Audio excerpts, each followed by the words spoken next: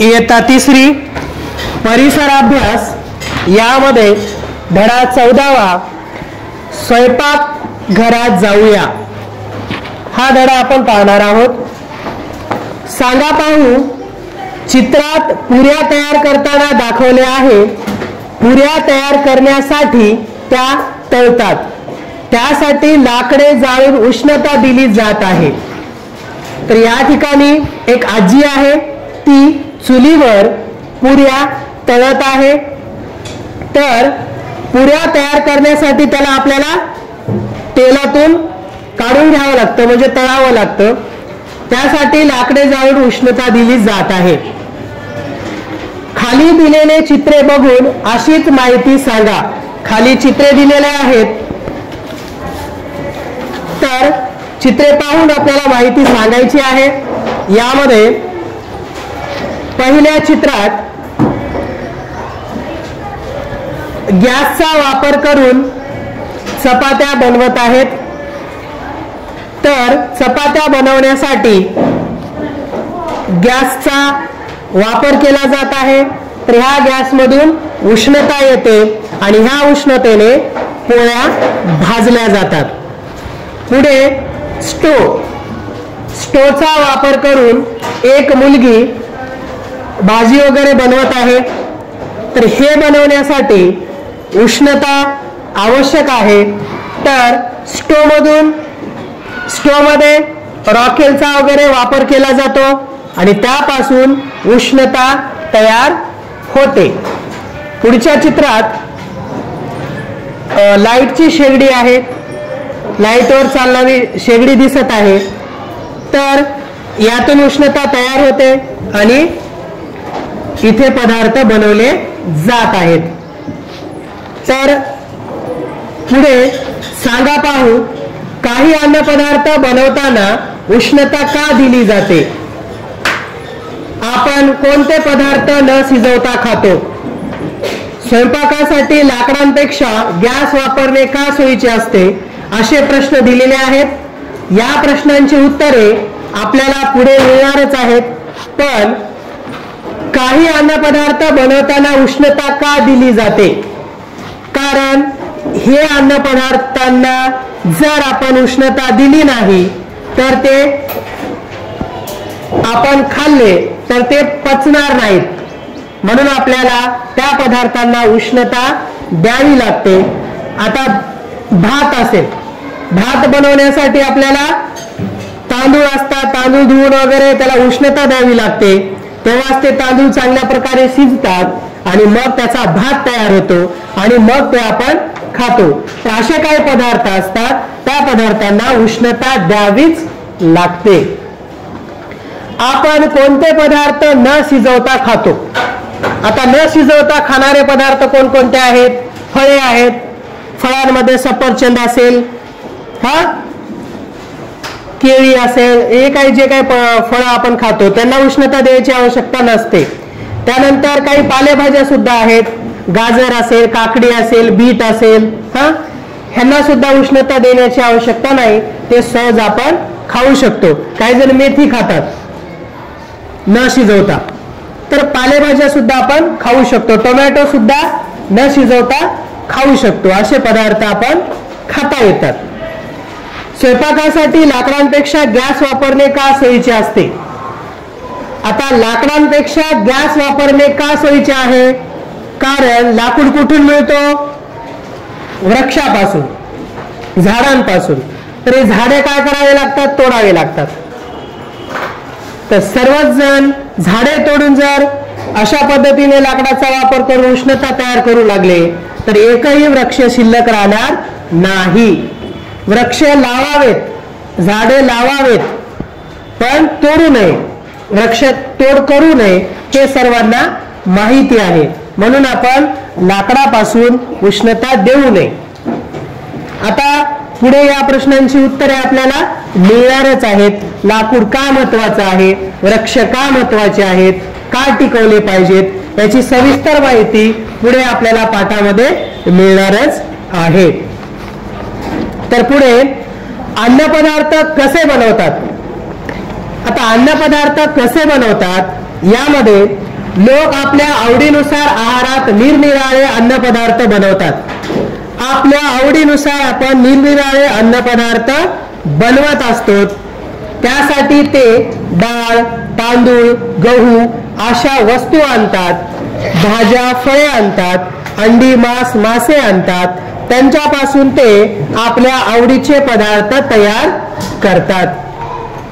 बरेचसे अन्नपदार्थ तयार करण्यासाठी उष्णता द्यावी लागते. बरेचसे अन्नपदार्थ तयार करण्यासाठी उष्णता द्यावीच लागते. भात शिजवण्यासाठी तांदळात पाणी घालून उकळतात. आता सांगितलं होतं तुम्हाला, भात शिजवण्यासाठी तांदळात पाणी घालून उकळतात. पुऱ्या, भजी असे पदार्थ तळून करतात. तर या पदार्थांना तळून करावं लागतं. त्यासाठी तेल किंवा तूप वापरतात. मोदक, इडली असे पदार्थ वाफून करतात. आता मोदक असेल, इडली वगैरे खातो आपण, तर हे पदार्थ वाफून त्यांना वाफ दिली जाते आणि मग तयार केला जातो. पोळी, भाकरी हे पदार्थ भाजून करतात. आपण दररोज जी पोळी खातो, चपाती खातो, ती भाजली जाते. भाकरी सुद्धा भाजली जाते आणि मग तयार होतात. अन्नपदार्थ उष्णता देऊन बनवल्याने पचायला हलके होतात. अन्नपदार्थांना उष्णता देऊन बनवल्यामुळे पचनास सोपे जाते, म्हणजे पचनास ते हलकं जाते. ते अधिक खमंग आणि रुचकर होतात. अन्नपदार्थांना उष्णता दिल्यामुळं ते अधिक खमंग आणि रुचकर होतात. येथे एक मुलगी कलिंगड खात आहे आणि मुलगा केळी खातो. पुढे चित्रामध्ये एका टोपलीमध्ये फळे आहेत आणि पुढच्या चित्रामध्ये एक स्त्री कच्चे गाजर असेल, बीट असेल, काकडी असेल हे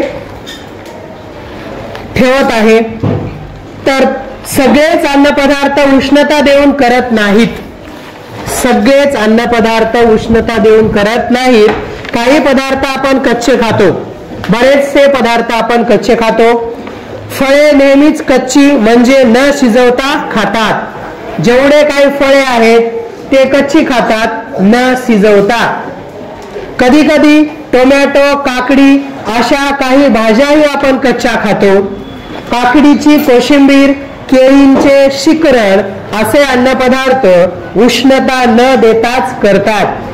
कोशिंबीर सगळे काकडी असेल, गाजर असेल, कोथिंबीर वगैरे असेल, हे सर्व काही टाकून कोशिंबीर बनवली जाते आणि ह्या कोशिंबीरला उष्णता दिली जात नाही, ते कच्चेच असते. त्याबरोबरच केळीचे शिकरण सुद्धा कच्चे असतात, म्हणजे या पदार्थांना उष्णता देण्याची आवश्यकता नाही.